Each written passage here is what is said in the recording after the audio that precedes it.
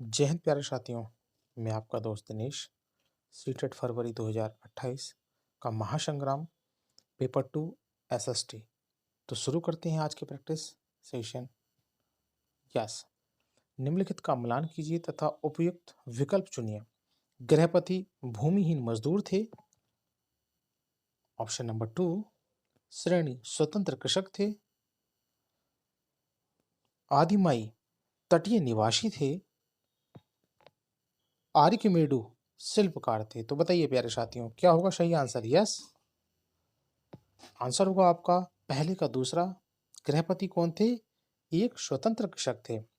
चलिए भाई, उसके बाद श्रेणी क्या थी? श्रेणी आपकी थी शिल्पकारों की। आदिमाई क्या थे भाई आपके? ये आपके थे भूमिहीन मजदूर। और अरिकीमेडु, अरिकीमेडु कौन हो जाएगा? तटीय एक निवासी। तो ये आपका कोट हो गया। ओके, अगला क्वेश्चन है प्यारे साथियों 32। निम्नलिखित में से किस तारीख को गांधी जी ने भारतीय लोगों को रोलेट एक्ट के अहिंसक विरोध का दिन मानने को कहा था? चलिए प्यारे साथियों, 6 अप्रैल 1919 को, 13 अप्रैल 1919 को, 15 दिसंबर 1919 या 6 दिसंबर 1919?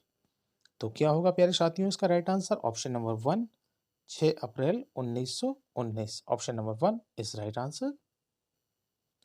18वीं शताब्दी के अंत में और 19वीं शताब्दी के आरंभ में भारतीय उपनिवेश में विकसित सूती कपड़ा उद्योग के संदर्भ में निम्नलिखित में से कौन से कथन सही हैं? चलिए भाइयों, ऑप्शन नंबर 1 कह रहा है भारतीय कपड़ा उद्योग को यूरोपीय और अमेरिकी बाजारों में ब्रिटिश कपड़ा उद्योग से प्रतिस्पर्धा करनी पड़ती थी। ऑप्शन नंबर 2 कह रहा है आपका भारतीय कपड़े के लिए अब ब्रिटिश बाजार उपलब्ध था। ऑप्शन नंबर 3 कह रहा है आपका कपड़े की वस्तुओं को इंग्लैंड का निर्मात करना लगातार कठिन होता गया था। ऑप्शन नंबर 4 बंगाल के बुनकरों की सबसे अधिक नुकसान हुआ क्योंकि अंग्रेज और यूरोपीय कंपनियों ने भारतीय कपड़ा खरीदना बंद कर दिया था। तो बताइए प्यारे साथियों, क्या है राइट आंसर आपका? Option number 1 is right answer, पहला और C and D. Okay, option number 1 is right answer. Question number 35। निम्नलिखित में से किस दिन प्रत्येक वर्ष पर्यावरण दिवस मनाया जाता है? भाई इस क्वेश्चन को देखो तो सब लोग खुश हो गए होंगे आप लोग। Option number 2 5 June. Okay, question number 36। कथन ए तथा कारण आर को ध्यान से पढ़ें और निम्नलिखित में से सही विकल्प चुनिए। चलिए भाइयों, कथन ये कह रहा है संसाधनों का सतर्कता पूर्वक उपयोग करना और उन्हें नवीनीकरण के लिए समय देना संसाधन संरक्षण कहलाता है। ऑप्शन नंबर 2 कह रहा है आपका कारण आर संसाधनों का उपयोग करने की आवश्यकता और भविष्य के लिए उनके संरक्षण में संतुलन बनाए रखना सतत पोषपीय विकास कहलाता है। अब नीचे प्यारे साथियों इसके कूट दिए गए हैं, तो इसका राइट आंसर होगा ऑप्शन नंबर 1। ए और आर दोनों सही हैं तथा आर भाई ए की सही व्याख्या करता है। तो right answer option number 1। Question number 37। किस प्रकार की पवनें स्थल एवं समुद्रीय शमीर होती हैं? चलिए प्यारे साथियों, चक्रवात होती हैं, स्थानीय पवनें होती हैं, मौसमी पवनें होती हैं या स्थानीय स्थायी पवनें होती हैं? तो क्या हो गया प्यारे साथियों right answer? Yes, option number 2 is right answer, स्थानीय पवनें। Option number 2 is right answer. निम्नलिखित में से कौन सा राज्य कदम्ब मयूर मार्शल ने स्थापित किया था? चलिए प्यारे साथियों, कर्नाटक को किया था, गुजरात को किया है, राजस्थान को या मध्य प्रदेश को?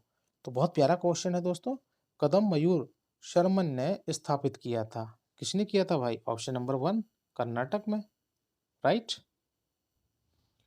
39। सामाजिक विज्ञान पढ़ाते हुए कक्षा में एक छात्र आपसे पूछता है कि विस्पृत रेखा पर हम सभी देशांतरों के बीच की दूरी का मापन कैसे कर सकते हैं? इस मापन हेतु कौन सा उत्तर सही होगा? चलिए प्यारे साथियों, अब बताइए क्या होगा सही आंसर इसका? ऑप्शन नंबर 1 कह रहा है विस्पृत रेखा की लंबाई को 180 से विभाजित करना, विस्पृत रेखा की लंबाई को 160 से विभाजित करना, विस्पृत रेखा की आधी लंबाई को 360 से विभाजित करना या विस्पृत रेखा को दुगनी लंबाई को 90 से विभाजित करना। तो बताइए प्यारे साथियों, क्या होगा राइट आंसर 39 का? Yes, option number 2 is right answer भाई। विषुवत रेखा की लंबाई को 380 से विभाजित करना। Option number 2 is right answer. Question number 40, पृथ्वी पर जो तापमान के वितरण को प्रभावित करता है वह महत्वपूर्ण कारक है। चलिए, आतपन तथा सूर्य से आने वाली विकिरण, ऋतु, अल्फ असफाल्ट से बनी सड़कें, भीड़ वाले भवन। तो बताइए प्यारे साथियों, क्या होगा right answer? Yes, option number 1 is right answer. आतपन तथा सूर्य से आने वाली विकिरण, option number 1 is right answer.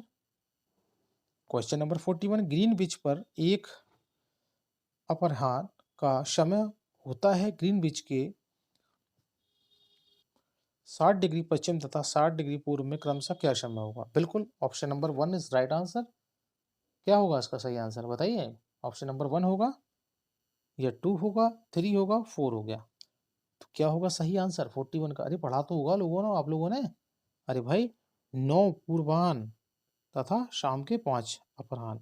Option number 2 is right answer. Question number 42, रिक्त स्थान एक स्थिति का संदर्भ देती है जहां किसी व्यक्ति के पास वे संसाधन और अवसर नहीं होते जो अन्य व्यक्तियों को उपलब्ध हैं। सोपानी की विविधीकरण, असमानता, बेदखली। तो क्या होगा प्यारे साथियों राइट आंसर? ऑप्शन नंबर 3 असमानता, option number 3 is right answer. Question number 43, निम्नलिखित में से सेल चक्र का सही क्रम क्या है? प्यारे साथियों बताइए। अवसादी सेल, कायांतरित सेल, अवसादी सेल। ऑप्शन नंबर 1 हो गया। ऑप्शन नंबर 2 आग्नेय सेल, कायांतरित सेल, अवसादी सेल। ऑप्शन नंबर 3 मेग्मा, कायांतरित सेल, अवसादी सेल। ऑप्शन नंबर 4 आग्नेय सेल, मेग्मा या कायांतरित सेल। तो प्यारे साथियों option number 1 is right answer. अवसादी सेल, कायांतरित सेल एवं अवसादी सेल। Option number 1 is right answer.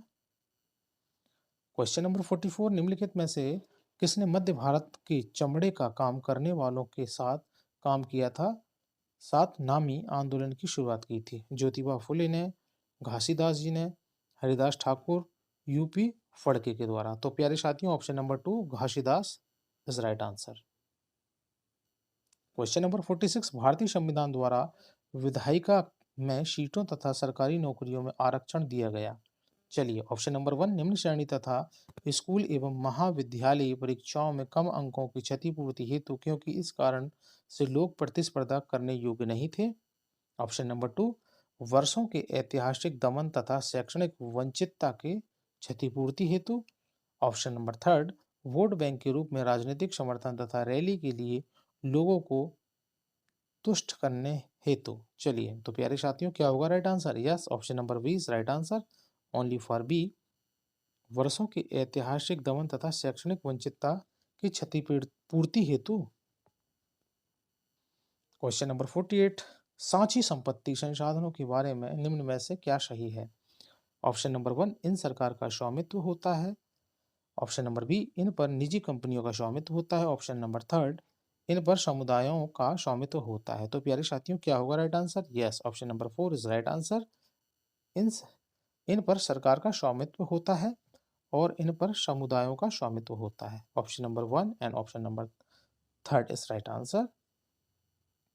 Question number 49, विविधता कुछ नया और अलग देकर जाती है। ओके, ऑप्शन नंबर 1 कह रहा है संस्कृतियों से कि परस्पर मिश्रण के कारण। ऑप्शन नंबर 2 आनुवांशिक रचना के कारण। ऑप्शन नंबर 3 समानताओं और समान लक्षणों के कारण। ऑप्शन नंबर 4 सजातीय जनसंख्या के कारण। तो प्यारे साथियों राइट आंसर होगा ऑप्शन नंबर 1 संस्कृतियों के परस्पर मिश्रण के कारण। Option number 1 is right answer. Question number 50, घास के मैदान के बारे में दिए गए निम्न कथनों पर विचार कीजिए तथा सही विकल्प का चयन कीजिए। ऑप्शन नंबर 1 घास के मैदानों के निर्माण में जलवायु एक महत्वपूर्ण भूमिका निभाती है। ऑप्शन नंबर 2 कह रहा है पेरी में वार्षिक वर्षा मध्यम स्तर की होती है जबकि वेल्डियस सर्दियों के महीने में सूखा पड़ जाता है। ऑप्शन नंबर 3 कह रहा है वेल्डस में वनस्पति अवरल विरल होती हैं। ऑप्शन नंबर 4 वेल्डस उत्तरी गोलार्ध में पाया जाता है जबकि पेरी दक्षिणी गोलार्ध में पाया जाता है। तो प्यारे साथियों इसका option number 1 is right answer होगा ए बी सी। ए ठीक है आपका, बी भी सही है एंड ऑप्शन नंबर 3 सही है, परंतु option number D is not good, not right. तो आपका कोट हो गया ए बी एंड सी। चलिए, आज की क्लास आप लोगों को सेशन अच्छा लगा तो प्लीज़ लाइक सब्सक्राइब जरूर कीजिएगा और कमेंट में बताइएगा कि सर क्लास ठीक लगी। मैं डेली लेके आऊँगा एग्ज़ाम के अकॉर्डिंग आपके एग्ज़ाम तक। तो मिलते हैं अगले सेशन में, तब तक अपना ध्यान रखिए। जय हिंद, वंदे मातरम।